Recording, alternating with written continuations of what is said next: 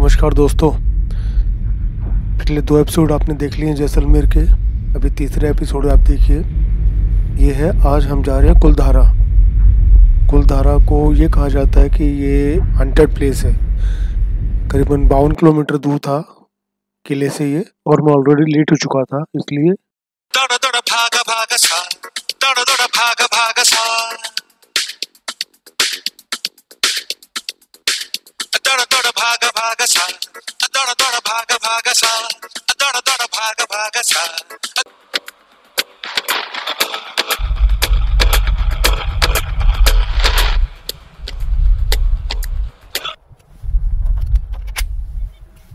ये देखिए रेगिस्तान का जहाज।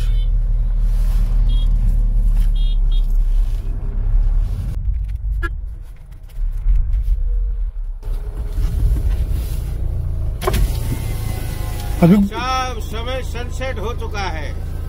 अभी तो है सन यार। तक तो सनसेट तो हो गया। कितनी दूर है यहाँ से? 1 किलोमीटर। तो गाड़ी से चला जाऊंगा ना। कितना टाइम? आ जाओगे वापस? और क्या करना है? कितने आदमी है? अकेला हूँ मैं। अकेला? हाँ। 50 या गाड़ी रह दे दो बस। है? गाड़ी के 50 रुपए। 50 रुपए?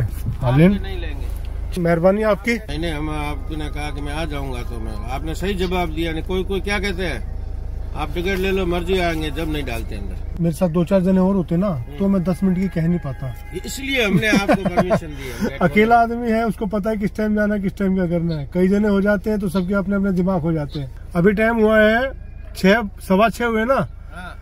हद मारे 6:30 तक आ जाऊंगा मैं, ठीक है ना? हद मारे। कुलधारा जो है शाम को 6:30 बजे तक बंद हो जाता है। जैसे सूर्यास्त होता है इसको बंद कर दिया जाता है। जो मेरे राइट साइड में देख रहे हैं यहाँ बिल्डिंग, ये जुरासिक कैक्टस पार्क है। यहाँ पे कैक्टस के ऊपर रिसर्च भी किया जाता है और ये पूरा कैक्टस से भरा हुआ है। अभी इतने सारे कांटे देख के मेरे को एक शेर याद आ गया। अपनी वफा की कुछ इस तरह मिसाल देता हूँ, कोई पूछता है तो मैं टाल देता हूँ। ठोकरें उसी की खाता हूँ मैं, जिसके पाँव से कांटा निकाल देता हूँ। लो जी, बातों बातों में 1 किलोमीटर हमने कवर कर लिया और हम आप आ गए हैं कुलधारा की पार्किंग में।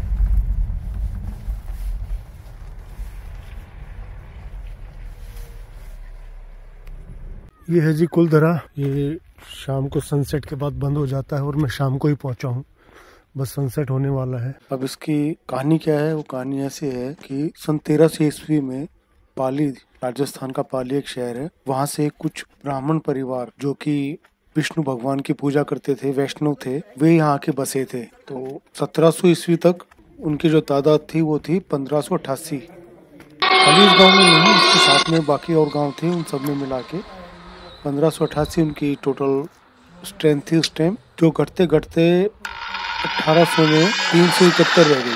बाकी लोग यहाँ से फिर वापस पलायन कर गई। पानी की समस्या थी और भूखमरी की समस्या थी, कई यहाँ पे प्रॉब्लम थी जिनके चलते लोग यहाँ से पलायन करते रहे। 1890 में एक सलीम सिंह थे जो जैसलमेर के सेनापति थे, तो वो इस गांव में आए थे। तो उनको एक लड़की पे उनकी नज़र पड़ी और उनका उस पर दिल आ गया।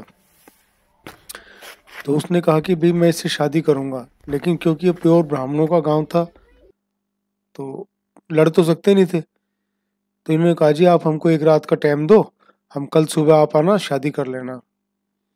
तो चला गया वहाँ से। तो इन सारे गांव वालों ने 83 गांव थे ये, 83 गांव की पंचायत हुई रात में ही, और रात में ही लोगों ने यहाँ से पलायन कर दिया।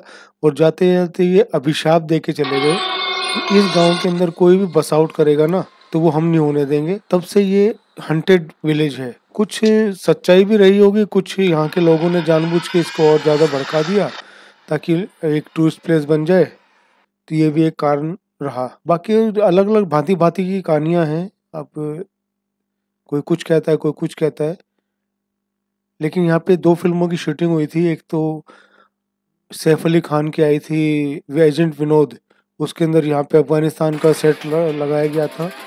तब उन्होंने पूरा यहाँ पे उर्दू में लिख दिया और दीवारों के ऊपर उन्होंने अलग उल्टे सीधे कलर कर दिए, जिससे कि वहाँ पे जो स्थानीय लोग थे उन्होंने विरोध किया और अंत में प्रशासन ने इनके ऊपर 4 लाख रुपए जुर्माना लगाया और इनको यहाँ से टाटा बाय बाय कर दिया कि जाओ यहाँ से, यहाँ शूटिंग करने की जरूरत नहीं है।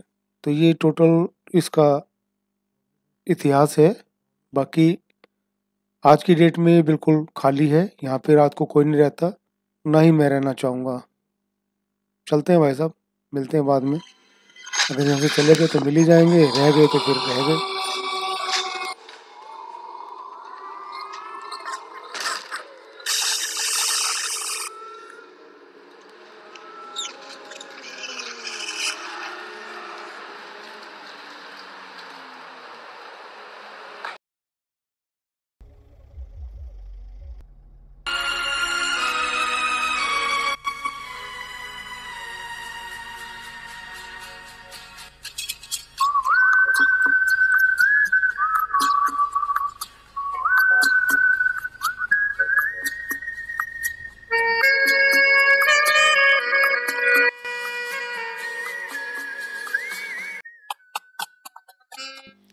कुलधरा से निकलने के बाद शाम का समय तो हो ही रहा था, सोचा चलो चाय पी जाए। तो जैसे दिल्ली में चांदनी चौक है, वैसे ही यहाँ पे हनुमान चौक, लगभग इसकी वही हैसियत है जो चांदनी चौक की है। तो यहाँ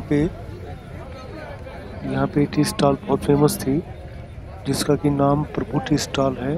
और आप भीड़ देखिए, भीड़ देख के समझ सकते हैं कि कितनी फेमस है। अब हम आ गए हैं गढ़ीसर लेक।